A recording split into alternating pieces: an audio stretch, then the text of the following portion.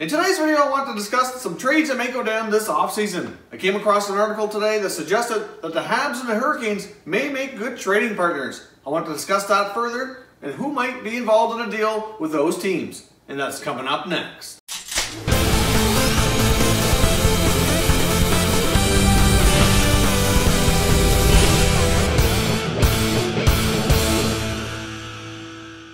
Hey everyone, and welcome back to another video here at Top Shelf Hockey. If you're new to the channel, thanks for stopping by.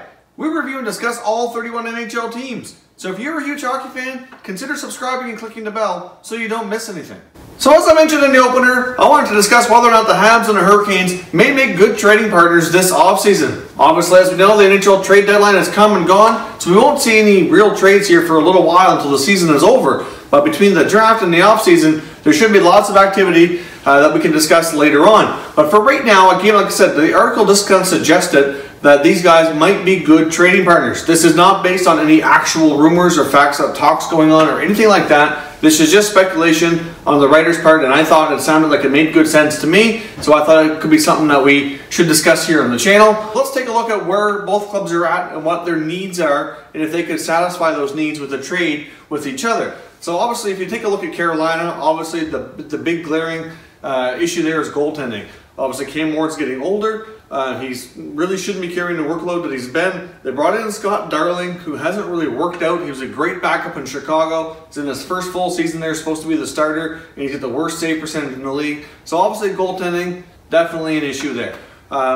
They could probably use some help up front in scoring as well. I mean, they do have a decent forward group, but they certainly are lacking some star power up front.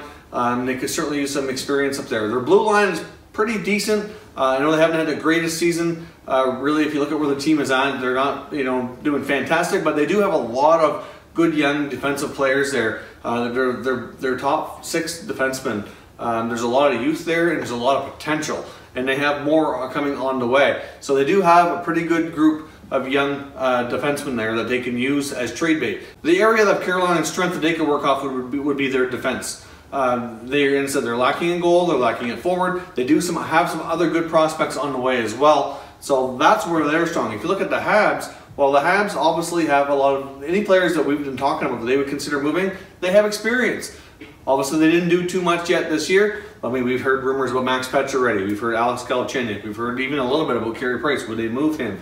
There's all kinds of names and rumors floating around when it comes to Montreal Canadiens players. So if you take a look at the big rumors of what they've been willing to or wanting to do, I mean, there has been some speculation that they would consider trading Carey Price. Hard to say if they actually would or not.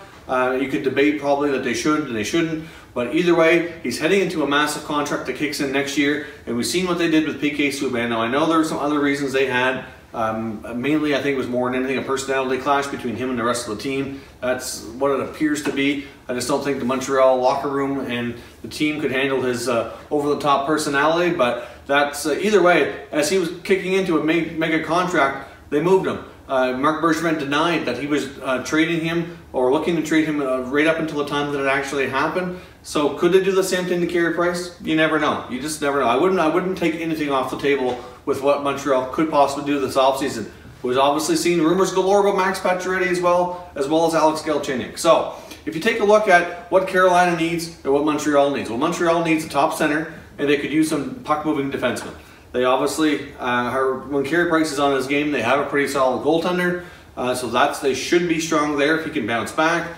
They do have some, like their wingers are pretty strong. I mean, they have, well, not all the way through their lineup, but they do have some strong wingers. I mean, Brendan Gallagher's been pretty solid for them all year. Jonathan Drouin and Alex Galchenyuk are certainly better wingers than they are center icemen, but they have the potential to be strong. Pacioretty obviously is a proven goal scorer, but the real big hole with the Canadiens is at center ice. So the center ice and defense is what they need. And, well, right now, if you take a look at the Hurricanes, that's where they're strongest, defense. So could there be a move to be made there? So could we see a case of, and the other big thing to consider here is the Carolina Hurricanes just had an ownership change not too long ago. As we talked about on the channel the other day, they just removed Ron Francis as general manager. He's been promoted, and I use that term loosely, to a different role as the president of hockey operations, I believe it was. But the new general manager is going to report directly to the owner. If you did miss our video the other day about Ron Francis, there's a card up there, you can go check it out. And it'll be on the end screen as well, so you can certainly hold on to the end of the video, and there'll be a link there for you to click on to watch that. But the new general manager is going to report directly to the owner. So effectively, a lot of people think the owner is he's very hands-on, and obviously he's basically going to be the general manager to a degree. So obviously, with all that in mind, and it seems pretty big, that he's going to want to make a splash and bring in some star power. That's what I think. I think the guy, Tom Dundon in Carolina, he wants to prove to the fans that they can put a winning product on the ice, and that they're willing to spend money on top players and improve their team. So I think he's looking to make a splash this offseason. So bringing in some more experienced star power names would certainly be a good start. So could the Carolina Hurricanes go after some of that, of what the Habs have? So maybe a Max Pacioretty. I would throw Carey Price. I mean, I think it's a lot less likely that Carey Price would be involved. But Pacioretty would be the big one. Now, the Hurricanes, like I said, they have lots of defensive depth.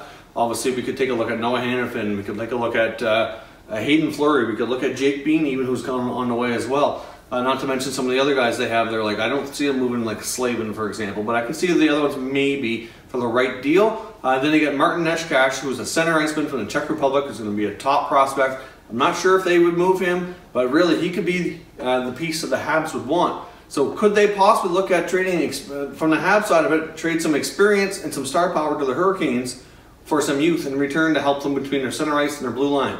I mean, it could work, and based on their team needs, it's certainly something to take in consideration. So could we see, for example, a Max Pacioretty go to the Carolina Hurricanes for maybe either a Jake Bean or Noah Hanifin, one of those younger defensemen, along with Martin Neshkash? There could be another piece involved from the Habs to make it work as well, but either way, that's something that could certainly work. Now, the article I read did kind of suggest that they could look at involving Carey Price as well. I do think that's a lot less likely, to be honest.